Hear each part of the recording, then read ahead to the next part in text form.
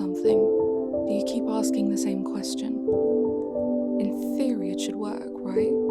Every question must have an answer, like every right has a wrong. For every up, there's a down, and for every me, there's a you. But what if the question doesn't have an answer? Then what do you do? Bottle it up inside, thinking and worrying about it until an answer magically appears? I've tried that, and it didn't work at all. Well, what if you lay every possible answer in front of you? Well, then you not only have a question to answer, but a choice to make. Science is pretty good at answering questions.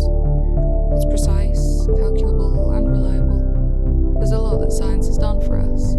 Bit by bit, it's allowed us to understand the laws of nature, the world, and beyond. Questions being answered all the time. They wouldn't be as advanced if we didn't have a proper understanding of all its questions, and its universal language of mathematics. But the more answers we get, the more questions we have. Surely at one point we will have all the answers. It can't go on forever, right? An infinite regress is impossible. But is there a specific moment in which a limit is reached? What about evolution, the process of change over generations? Does evolution have a start and stop time? It's just an ongoing cycle.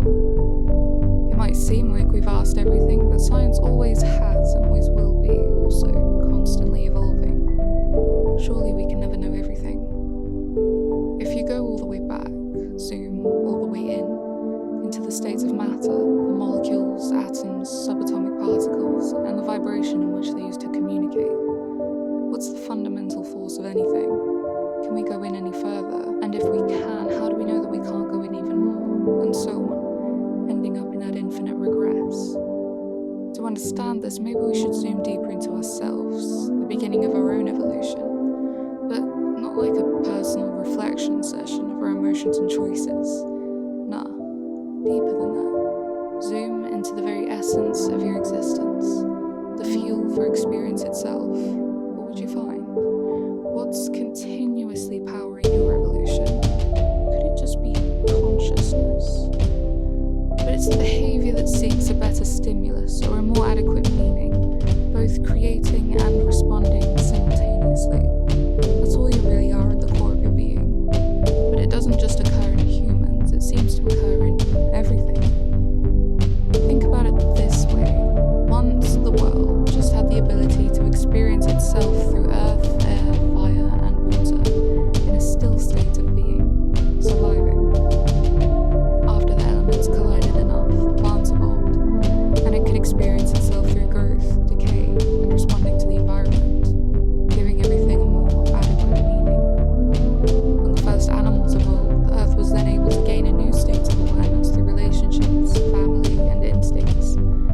As evolution continued and the earth learned more about itself through experience, humans and their egos emerged, along with a whole new state of awareness and a choice they can make.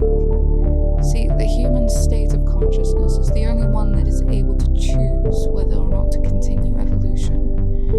The only downside is that the catalyst for this is suffering. But once the earth has experienced consciousness through suffering and acceptance, I wonder what life will be like. There's no way of knowing, and I'm fine with that. We're all just here to have an experience, and you can't experience something if it's in the future. Once you learn to be at peace in the present moment, you will forever